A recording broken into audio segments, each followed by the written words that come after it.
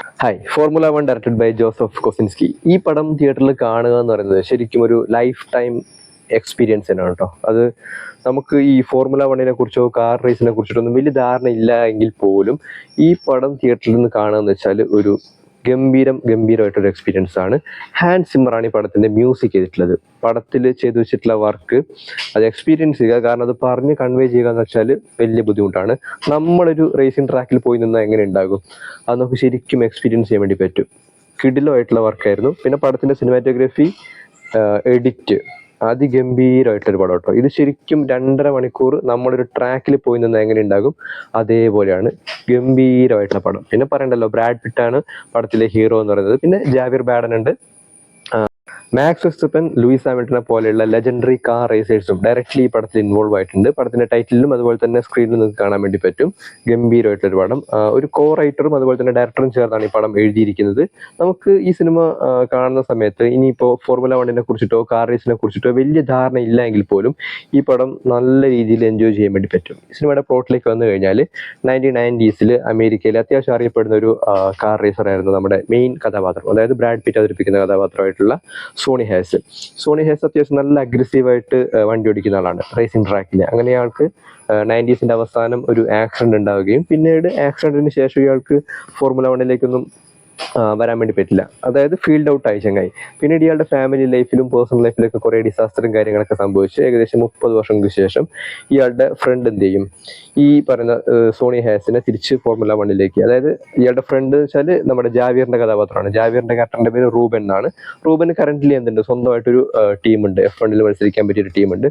So അവർക്ക് എന്ത് വേണം, പുതിയൊരു ഡ്രൈവറെ വേണം. അങ്ങനെ ഈ സോണിയ ഇയാൾ എന്ത് ചെയ്യും, ഹയർ ചെയ്യും. സോണിയ ഹയർ ചെയ്തിട്ട് ഇയാൾ ട്രാക്കിലേക്ക് വന്നതിന് ശേഷം ഈ ജാവിയറിന്റെ, അതായത് റൂബന്റെ ടീം ഉണ്ടല്ലോ, ഫോർമുല 1 ടീം, അപ്പെക്സ് ആണ് ടീമിന്റെ പേര്. ഈ അപ്പെക്സിന്റെ എഞ്ചിനീയറിംഗ് ടീമും അതുപോലെ തന്നെ മെക്കാനിക്കൽ ടീമെല്ലാം ഇയാളൊന്ന് ടെസ്റ്റ് ചെയ്യും. അതായത് ഇയാളുടെ പെർഫോമൻസും കാര്യങ്ങളൊക്കെ എങ്ങനെയുണ്ടെന്ന് അറിയാനായിട്ട് ഇയാളെ ട്രാക്കിലൊന്ന് വണ്ടി കൊടുത്തുവിടും.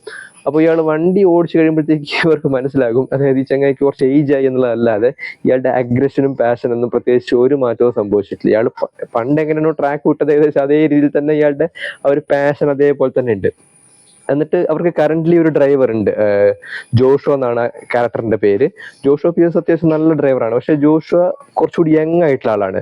സോ ഈ ബ്രാഡ് പിറ്റിന്റെ കഥാപാത്രം അത്യാവശ്യം നല്ല ഏജ്ഡ് ആയിട്ടുള്ള ഒരാളാണ്. സോ ഈ രണ്ട് ജനറേഷനിലുള്ള ആൾക്കാർ തമ്മിലൊന്ന് സിങ്ക് ആയി വരാനായിട്ട് കുറേ അധികം സമയം എടുക്കുന്നുണ്ട്. പിന്നീട് അങ്ങോട്ടേക്ക് F1 മത്സരങ്ങളുടെ തുടക്കമാണ്. അതായത് F1 മത്സരം നമുക്കറിയാമല്ലോ, സ്റ്റാർട്ട് ചെയ്യുന്നത് ബ്രിട്ടീഷ് ഗ്രാൻഡ് പ്രിക്സിലായിരിക്കും.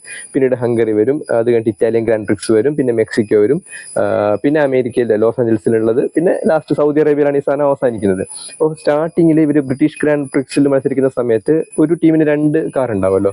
അപ്പോൾ ഈ 2 കാർ, ഈ ഒരേ ടീമിന്റെ തന്നെ 2 കാർ, അതായത് ബ്രാഡ് പിറ്റിന്റെ കഥാപാത്രം സോണി ഹാസിന്റെ കാറും അതുപോലെ തന്നെ ജോഷുവയുടെ കാറും അവർ അങ്ങോട്ടും ഇങ്ങോട്ടും മത്സരിച്ച് ക്രാഷ് ആവുന്നുണ്ട്. അങ്ങനെ ടീമിന് തന്നെ മൊത്തത്തിൽ നാണക്കിടക്കാവും. അപ്പോൾ ഇവരൊന്ന് സിങ്കായി വരാൻ തന്നെ ഒരുപാട് സമയം എടുക്കുന്നുണ്ട്. പിന്നെ അവരൊന്ന് സെറ്റായി റെഡിയായി വന്ന് ഇറ്റാലിയൻ ഗ്രാൻഡ് പ്രിക്സിൽ നമ്മുടെ മെയിൻ ഡ്രൈവർ, അതായത് ജോഷുവയുടെ കാർ അത്യാവശ്യം നല്ല രീതിയിൽ പൊളിഞ്ഞ് പാളീസാവും, തീ പിടിക്കും. ഇയാളെ കൈക്കെല്ലാം അത്യാവശ്യം നല്ല ഇഞ്ചുറിയും കാര്യങ്ങളൊക്കെ വരും.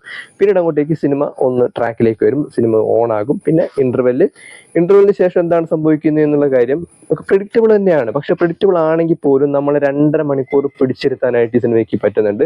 അവസാനം വരുന്ന സമയത്തില്ലേ, മ്യൂസിക് കൊണ്ടും സിനിമാറ്റോഗ്രഫി കൊണ്ടും എഡിറ്റിംഗ് കൊണ്ടും പടത്തിനെ എലവേറ്റ് ചെയ്ത് വേറെ ലെവലിലേക്ക് കൊണ്ടുവരുന്നുണ്ട്. ഈ പടം അത്യാവശ്യം നല്ല രീതിയിൽ തിയേറ്ററിൽ കളക്ട് ചെയ്ത സിനിമയാണ്.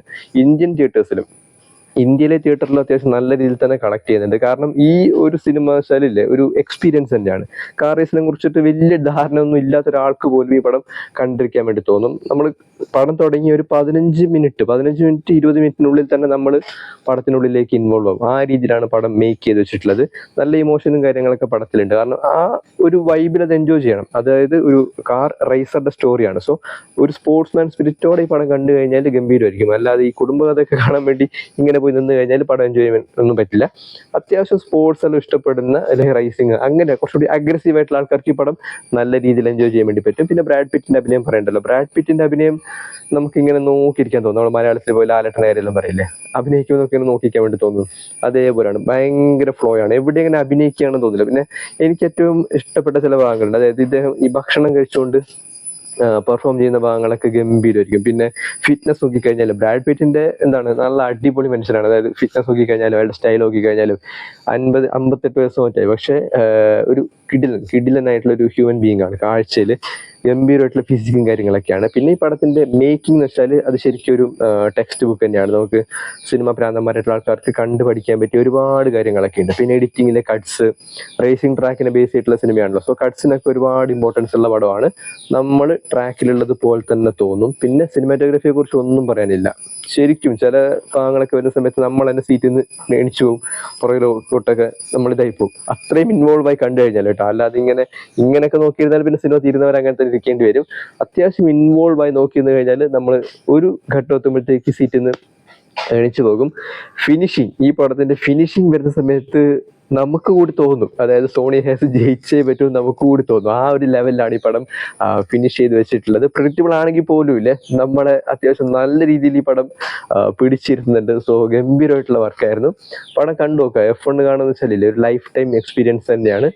അതിഗംഭീരമായിട്ടൊരു പടം, കിടിലം.